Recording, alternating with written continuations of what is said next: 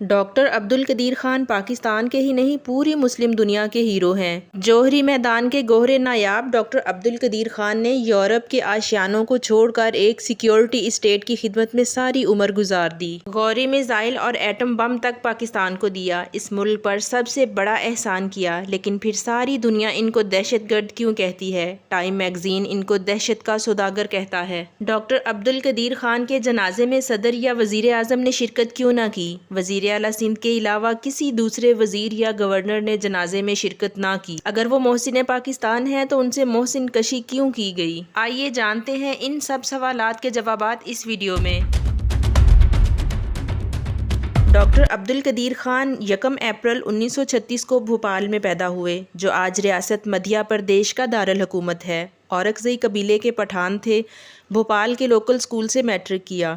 1952 میں خاندان نے پاکستان ہجرت کی اور کراچی میں آباد ہو گئے۔ 1956 میں کراچی یونیورسٹی سے BSc فزکس کیا۔ 1956 سے 1959 تک کراچی میٹروپولیٹن میں ویٹ اینڈ میئر انسپکٹر کی حیثیت سے کام کیا۔ 1961 میں میٹیریل سائنس پڑھنے کے لیے جرمنی کی ٹیکنیکل یونیورسٹی جوائن کی۔ 1965 میں نیدرلینڈ کی ڈیلفٹ یونیورسٹی میں داخلہ لیا، جہاں سے انجینئرنگ کی ڈگری حاصل کی، جس کے بعد بیلجیم کی ایک یونیورسٹی سے PhD پروگرام جوائن کیا۔ 1972 میں میٹالرجیکل انجینئرنگ میں ڈاکٹریٹ کی ڈگری حاصل کی۔ اسی سال ڈاکٹر عبدالقدیر نے physics dynamic research laboratory join کی۔ یہ فرم یورینکو گروپ کی سب کانٹریکٹر تھی۔ یورینکو گروپ دنیا کے سب سے بڑے نیوکلیئر پاور پروڈیوسر میں سے ایک ہے۔ ان کا ایک نیوکلیئر انریچمنٹ پلانٹ نیدرلینڈ میں لگا ہوا تھا، جس میں ڈاکٹر عبدالقدیر خان کام کرتے تھے۔ ان کی کمپنی کا کام تھا کہ وہ نیوکلیئر ایندھن فراہم کرے۔ ڈاکٹر عبدالقدیر جس ٹیم کا حصہ تھے، ان کا خاص یہ کام تھا کہ وہ گیسوس سینٹریفیوج کا طریقہ استعمال کر کے یورینیم کو انرچ کرے۔ عام زبان میں کہیں تو زمین سے نکلے یورینیم میں ایٹمی طاقت پیدا کرنا۔ دوسرے ممالک کی طرف سے نیوکلیئر ٹیسٹ کیے جانے کے بعد ڈاکٹر عبدالقدیر خان کے دل میں جذبہ پیدا ہوا کہ وہ پاکستان کو نیوکلیئر پاور بنائیں۔ اس مقصد کے لیے وہ نیدرلینڈ کے پاکستانی سفارت خانے کے پاس گئے اور بتایا کہ میں کیا کر سکتا ہوں۔ سفارت خانے نے ان کی کوئی بات نہیں سنی۔ 1974 میں ڈاکٹر عبدالقدیر نے وزیر اعظم بھٹو کو یکے بعد دیگرے 2 خط لکھے۔ پہلا خط ان نوٹسڈ رہا، لیکن دوسرا خط وزیر اعظم تک پہنچ گیا۔ ڈاکٹر عبدالقدیر کا خط دیکھ کر ذوالفقار علی بھٹو ہل کر رہ گئے اور انہوں نے فوراً حکم دیا کہ ڈاکٹر عبدالقدیر خان کی سائنٹسٹ سے میٹنگ کروائی جائے، اور پھر وزیر اعظم سے ملاقات ہوئی، جس میں انہوں نے بتایا کہ وہ کیا کر سکتے ہیں اور کیا کرنا چاہتے ہیں۔ وزیر اعظم سے میٹنگ کے بعد واپس نیدرلینڈ جا کر کچھ عرصہ گزارا اور جاب چھوڑ کر واپس پاکستان آ گئے اور آ کر ایٹمی پروگرام جوائن کر لیا۔ یورینیم انریچمنٹ کے لیے انجینئرنگ ریسرچ لیبارٹری قائم کی۔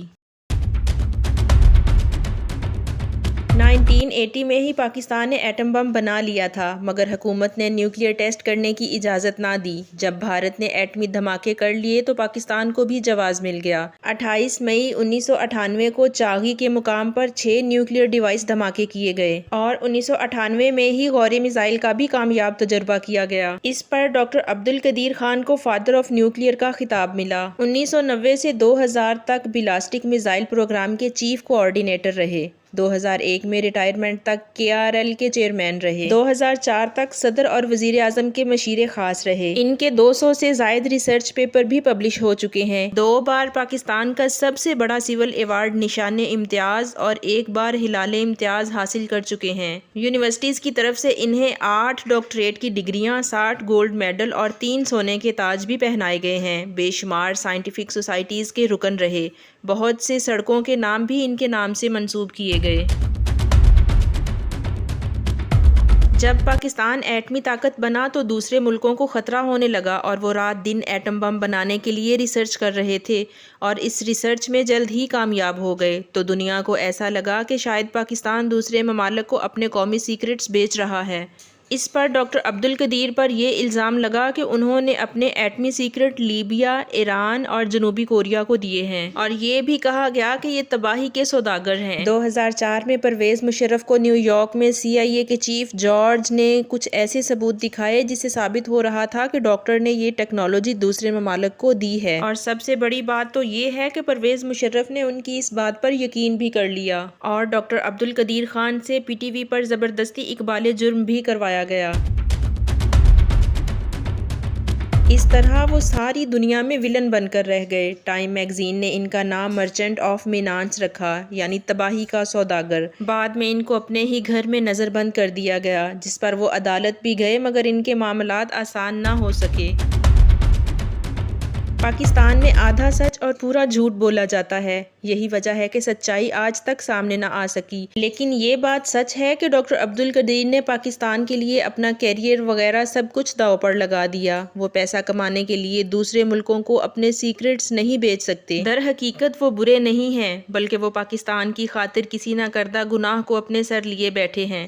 تو کیا پاکستان کی اسٹیٹ اتنی کمزور ہے کہ وہ اپنے محسن کو آزادی سے گھومنے پھرنے نہیں دے سکتی؟ ہم سب ڈاکٹر عبدالقدیر خان کو مسلم دنیا کا ہیرو، جوہری میدان کا گوہر نایاب اور محسن پاکستان سمجھتے ہیں۔ اگر وہ محسن پاکستان ہیں تو پھر ان سے محسن کشی کیوں کی گئی؟ جب وہ زندہ تھے تو وہ قیدی کیوں تھے؟ پوری دنیا کے سامنے ان کی عزت کی دھجیاں اڑائی گئیں، لیکن پھر جیسے ہی ان کی وفات ہوئی تو پرچم بھی سرنگوں ہوا اور قومی سوگ تک منایا گیا۔ یہ پرچم سرنگوں تب کیوں نہ ہوا جب ان سے ٹی وی پر معافیاں منگوائی جا رہی تھیں؟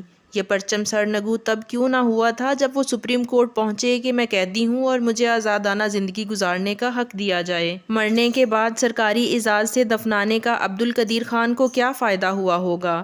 اس عزت کو ترستے تو وہ اس دنیا سے چلے گئے تھے۔ کسی وزیر، صدر یا گورنر نے ان کے جنازے میں شرکت کیوں نہ کی؟ کیا قومیں اپنے ہیرو کو اس طرح الوداع کہتی ہیں؟ ڈاکٹر عبدالقدیر خان کی زندگی تو کیا موت بھی حکومتی بے حسی کی نظر ہوئی؟